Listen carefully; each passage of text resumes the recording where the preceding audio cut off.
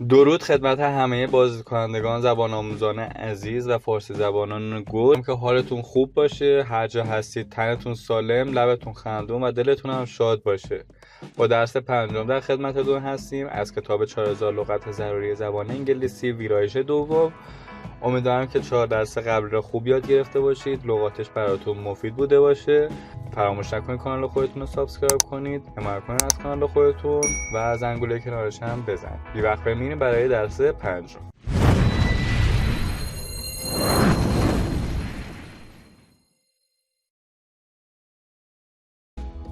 Acquaint. To acquaint is to get to know something or someone. فعل هست به معنی آشنا ساختن، آگاهی دادن، خبر دادن، مطلع کردن. Nancy acquainted herself with the new computer. نانسی با کامپیوتر جدید آشنا شد. Cemetery. A cemetery is a place where people are buried when they die. اسم هست به معنی گورستان، قبرستان. Some people are scared of cemeteries. بعضی از آدم‌ها از قبرستان می‌ترسند. Creature. A creature is an animal or person. اسم هست به معنی موجود، مخلوق. Those creatures live in Africa. آن موجودات در آفریقا زندگی می‌کنند. Curse.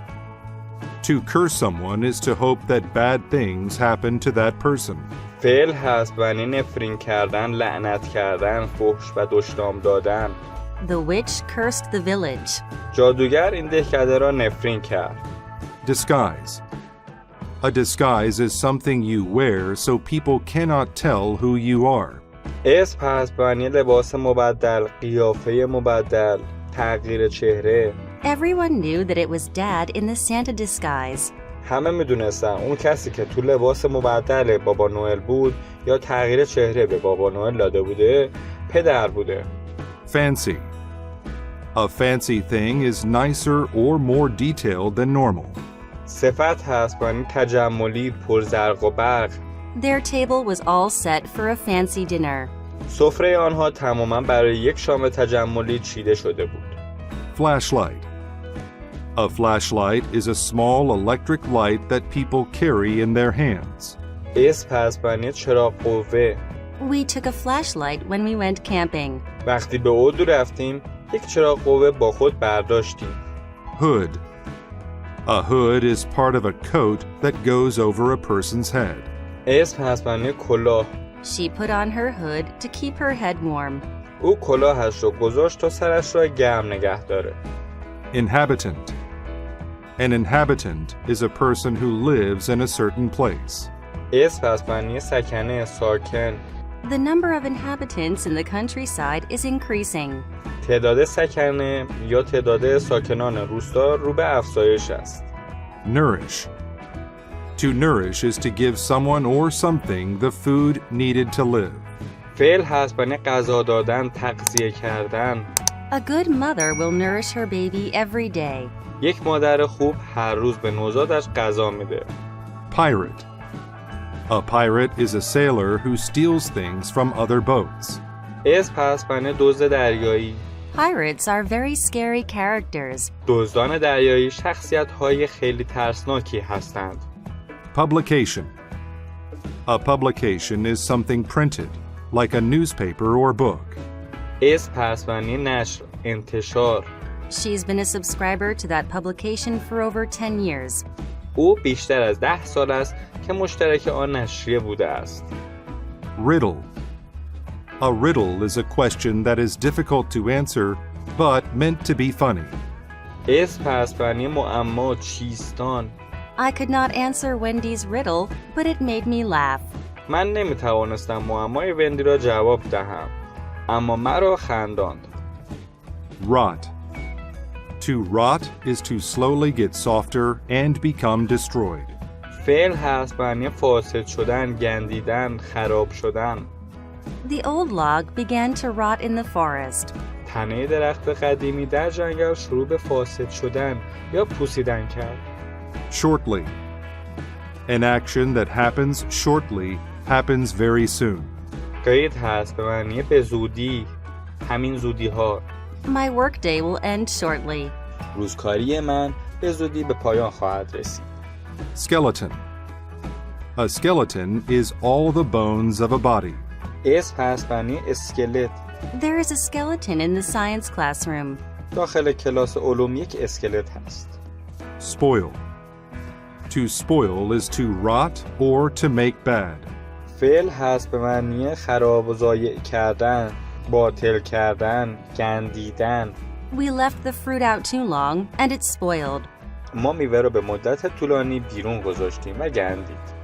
Starve. To starve is to not get enough food for a long period of time. فعل هست معنی گرسنگی کشیدن، گرسنگی دادن، از گرسنگی مردن. During the war, many people starved. در طی جنگ تعداد زیادی از مردم از گرسنگی مردند. Thrill. A thrill is an exciting feeling. اسم هست به معنی هیجان، شور و شعف، شادی. The surfer enjoys the thrill of surfing a big wave. پسرها از هیجان سواری بر یک موج بزرگ لذت بردند. Wicked. A wicked person is very bad or evil.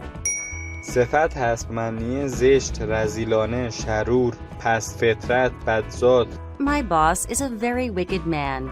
کارفرمای من آدم بدذاتی است.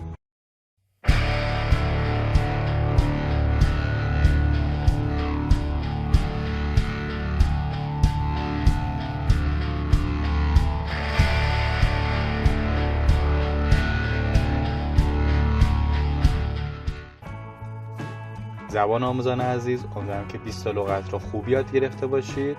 به سراغ متنش میریم و در این متن 20 لغت رو استفاده میکنیم تا براتون بیشتر جا بیفته. امیدوارم متنش هم خوب یاد بگیرید. Trick or treat. تیتر درس به معنی حقه یا هدیه است. این جمله را توی جشن هالووین توی آمریکا کودک‌ها میگن. اصطلاح عامیانش اگه بخوایم ترجمه بکنیم به فارسی میشه عیدی میدی یا خرابکاری کنم. مثل قاشق زنی خودمونه توی مراسم چهارشنبه سوری، ولی اینجا توی جشن هالووین. Many different cultures have had traditions about the dead. People in places like Ireland, China, Egypt and Mexico believed that souls needed food. خیلی از فرهنگ‌های مختلف آداب و رسومی برای مردگان خود داشته‌اند. مردم کشورهایی مثل ایرلند، چین، مصر و مکزیک بر این باور بودند که ارواح نیاز به غذا دارند. They thought the food nourished them on their journey from cemeteries to heaven. People had to put out good things for souls to eat. آنها فکر می‌کردند که غذا آنها را در سفرشان از قبرستان‌ها تا بهشت زنده نگه می‌دارد. مردم باید چیزهای خوبی برای خوردن در اختیار ارواح قرار می‌دادند. However, if the food rotted or spoiled, the soul got mad. The wicked soul might curse the family and make them starve during the winter. اما اگر غذا فاسد میشد یا میگندید، روح عصبانی میشد و روح خبیث امکان داشت خانواده را نفرین کند و کاری کند که آنها در طی زمستان از گرسنگی بمیرند. In other places, people begged for food on a holiday that remembers the souls of dead saints. People wore disguises with hoods that covered their faces. در جاهای دیگر مردم در روز تعطیلی که یادبودی برای ارواح افراد مقدس مرده بود غذایی گدایی می‌کردند. مردم لباس‌های مبدل می‌پوشیدند و کلاهایی که چهرهشان را می‌پوشاند بر سر می‌گذاشتند. If they did not get food, they played a trick on the home's owner. اگر آنها غذا نمی‌گرفتند، یک شیطنت یا خرابکاری برای آن خانه انجام می‌دادند. For this reason, the activity is known as trick-or-treating. Shortly after people first began trick-or-treating, parents started sending their children to beg on that day. به همین خاطر این فعالیت به عیدی میدهی یا خرابکاری کنم مشهور شده است. به زودی بعد از شروع مراسم عیدی میدهی یا خرابکاری کنم والدین فرزندان خود را برای گدایی در آن روز روانه می‌کردند. Housewives gave the children food if they performed a song or a dance. When people moved to America from all over the world, they brought this tradition with them. زنهای خانه‌دار اگر بچه‌ها آواز می‌خواندند یا می‌رقصیدند به آنها غذا می‌دادند. وقتی که مردم از سراسر جهان به آمریکا نقل مکان می‌کردند، آنها این سنت را با خود آوردند. Inhabitants of villages started trick-or-treating in the early 1900s. In 1939, a children's publication acquainted the whole country with the tradition. It became very popular. ساکنان دهکده‌ها رسم عیدی میدهی یا خرابکاری کنم را از اوایل 1900 آغاز کردند. در سال 1939 یک نشریه کودکان تمام کشور را با این رسم و سنت آشنا کرد و آن هم خیلی مشهور شد. Today, trick-or-treaters do not beg for food and they are not scared of souls. They just enjoy the thrill of dressing up like creatures and getting candy. امروزه کسانی که رسم و آیین عیدی میدهی یا خرابکاری کنم را انجام میدهند غذای گدایی نمی کنند و از ارواح نمی ترسند. آنها فقط از شادی و هیجان پوشیدن لباس موجودات مختلف و گرفتن آب نبات لذت میبرند. Ghosts and skeletons are favorite costumes. But some children wear fancy disguises like pirate costumes. لباسهای ارواح و اسکلت لباسهای محبوب هستند. اما بعضی از بچه‌ها لباسهای مبدل تخیلی مثل دزدان دریایی می‌پوشند. They carry flashlights instead of fires. In some places, children still perform songs or riddles to get candy. But most of the time, they just say, trick or treat. آنها به جای آتش چراغ قوه با خود میبرند. در بعضی از جاها بچه‌ها هنوز هم آواز میخوانند یا معما مطرح میکنند تا آب نبات بگیرند. اما اکثر اوقات فقط میگویند عیدی میدهی یا خرابکاری کنم. زبان آموزان عزیز، اینم از درس پنجم. امیدوارم که هم متنش براتون جذاب بوده باشه و هم درس را خوب یاد گرفته باشید. فراموش نکنید تکرار کنید این لغات رو. امیدوارم که توی مکالمات روزمره‌تون، توی آزموناتون براتون مفید بوده باشه این لغات. فراموش نکنید کانال خودتون سابسکرایب کنید، حمایت کنید از کانال خودتون. تا درس بعدی و درس ششم شما رو به خدا میسپارم. خدا نگهدارتون.